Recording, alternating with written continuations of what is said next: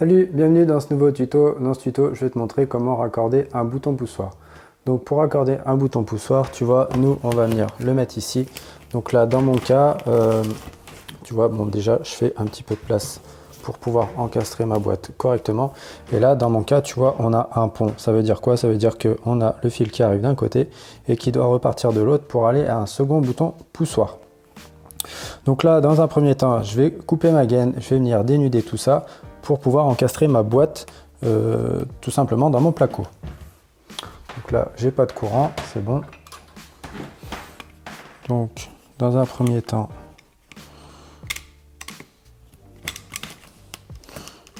voilà, je coupe ma gaine.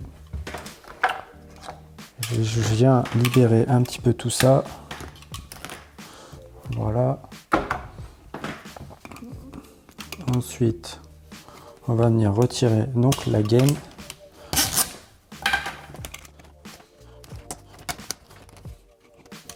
Donc tu fais bien attention à pas blesser tes fils. Ensuite, tu prends donc une boîte encastrable avec ton tournevis et ici tu viens. Donc moi, ce que je te conseille, tu vois, c'est de regarder un petit peu si tu as de la place, comment tes câbles déjà ils vont pouvoir s'amener, tu vois, derrière, parce que vu que tu as ton isolation, tu as tout, faut que tu arrives à avoir comment dire, faut que tu arrives à placer, tu vois, ta gaine le plus proche de la réalité quand tu vas vouloir l'encastrer pour pas que ça force et que ça te repousse et que tu galères à serrer ta boîte, tu vois. Donc là, on va voir, tu vois, alors j'arrive pas trop à remonter la gaine. Par contre, on dirait qu'elle a l'air d'aller un petit peu sur le côté. Est-ce qu'elle veut aller par là? Ça n'a pas l'air. Alors ce que je vais faire, là tu vois, j'ai un scotch. Je vais retirer le scotch, voilà. Elles seront un petit peu plus libres. Voilà, et en fait celle-là, c'est celle de gauche, celle-là, c'est celle de droite. Donc ensuite, là je vais faire une toute petite fente. Simplement pour pouvoir faire rentrer mon câble. Alors j'ai fait la fente, tu vois, ma boîte elle va venir comme ça. J'ai les crochets qui sont en haut et en bas, donc qui vont être là et là.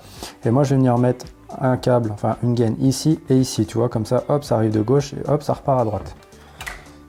Donc là, tu passes tes fils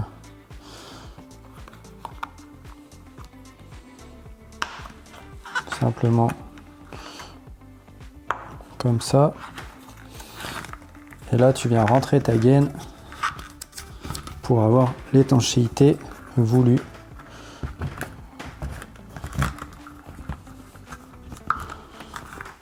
Bon alors attends, là je crois que je vais en avoir un petit peu trop long. Je vais en avoir plus. Voilà. Voilà.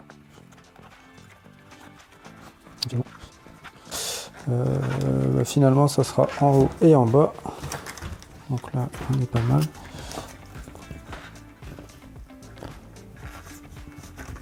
Donc là c'est toujours un peu galère, mais il faut que tu arrives à faire rentrer ta boîte, enfin ta gaine dans la boîte. Voilà, comme ça tu as une bonne étanchéité. Voilà. Donc là, je suis pas mal. Maintenant, je viens pousser tout ça dedans et je suis bon. Voilà. Tu viens serrer ensuite donc ta boîte électrique. Donc là, bah, je te conseille quand tu n'en as qu'une. Bon, sur le niveau, tu peux pas trop te rater. Par contre, quand tu en as plusieurs, il faut vraiment le faire au niveau. Même des fois un petit peu à l'œil parce que ce qui peut choquer, c'est simplement le regard. Donc ton œil, il va jamais te tromper. Des fois, tu peux avoir un petit faux aplomb, mais si visuellement ça te paraît droit, c'est peut-être un peu plus important que de le mettre de niveau. Mais bon, un niveau reste un niveau s'il est juste. Alors bien sûr, il faut qu'il soit juste, hein. Tu peux le vérifier si ton niveau est juste. Le mieux, c'est d'utiliser un petit laser, comme ça, t'as pas de souci. Voilà, donc une fois que tu as fait ça, et ben, tu viens simplement couper. Donc là, moi, je vais venir couper, tu vois, mes deux fils, tac. Tu dénudes.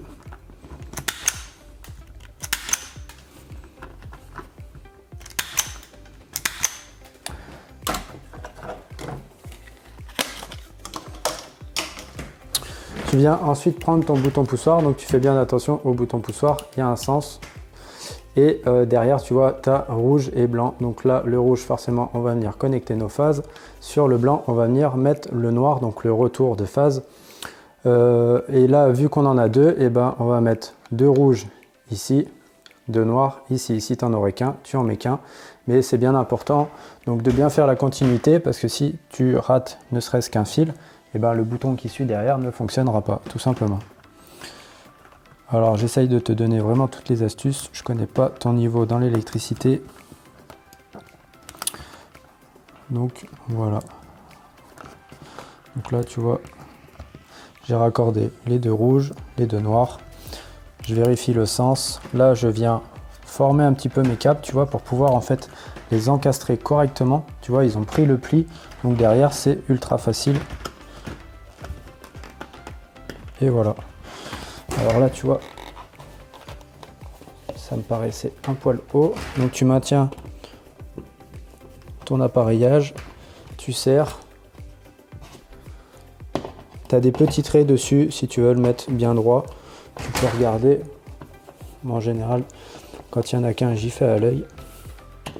À vérifier bien sûr au niveau si tu as un doute. Et voilà. Très important par la suite. Donc bien sûr, tu peux venir vérifier si ça fonctionne. Donc là, alors attends. Voilà, tu vois, ça fonctionne bien. Bien entendu, j'ai travaillé, il n'y avait pas de tension. Et élément très important, quand tu vas faire ton électricité, c'est venir mettre ça. Alors ça, si tu ne sais pas à quoi ça sert, c'est simplement le cache qui vient par-dessus et qui va te permettre de venir peindre derrière sans en mettre partout sur ton appareillage. Donc que ça soit une airless ou au pinceau, très important de remettre ces caches là. En plus, même avec le cache, en fait, ça t'empêche pas de l'utiliser.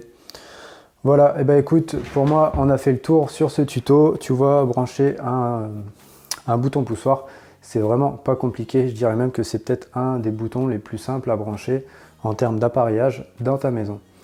Et écoute, moi je te dis bon courage et à toi de jouer.